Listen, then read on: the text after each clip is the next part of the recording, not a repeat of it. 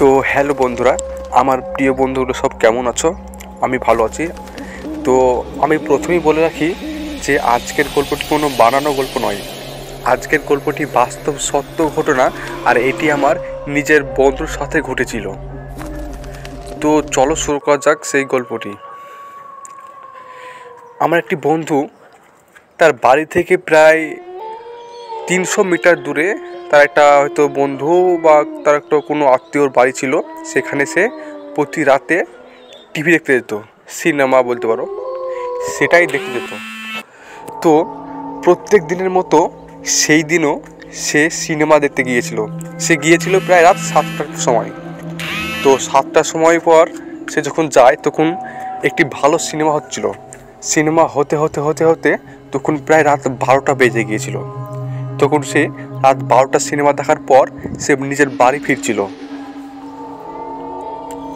সে একা বাড়ি ফিরছিল অত রাতে। তো সে বাড়ি ফিরতে ফিরতে হঠাৎ লক্ষ্য করলো যে কেউ যেন তার পিছন নিয়েছে, অর্থাৎ কেউ যেন তার পিছনে পিছনে হাঁটছে। কিন্তু সে যখন পিছনে তাকায় তখন সে কিছুই দেখতে পেল না। তারপর সে আবার হাঁটতে লাগলো।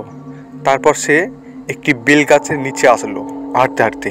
তখন সে যখন হাঁটতে হাঁটতে হাঁটতে তখন বেল গাছ থেকে কি একটা নিচে নেমে তার পিছনে একটা লাথি মারলো। তারপর সে উল্টে পড়ে গেল।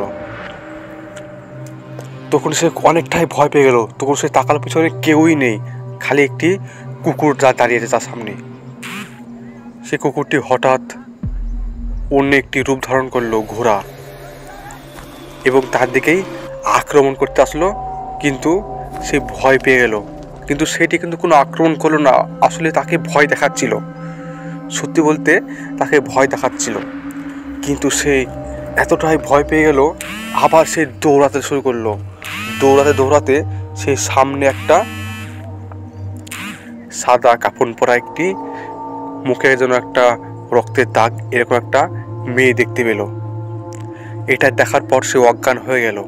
এবং ভোরবেলাতে যখন কৃষকরা মাঠে যাচ্ছিল তখন তাকে দেখতে পেল সে নিচে পড়ে আছে মাটিতে। তখন তাকে সেখান থেকে উদ্ধার করে তাকে হসপিটাল নিয়ে গেল এবং সেখান থেকে কোনো রকমে সে সুস্থ হয়। তবেও তার সেই মন থেকে সেই ভয় তার এখনও কাটেনি। এতটাই ভয় পেয়ে গেছিলো। তারপর থেকে সে রাতে কোথাও সিনেমা দেখতে যেত না। তো বন্ধুরা, কেমন লাগলো গল্পটি?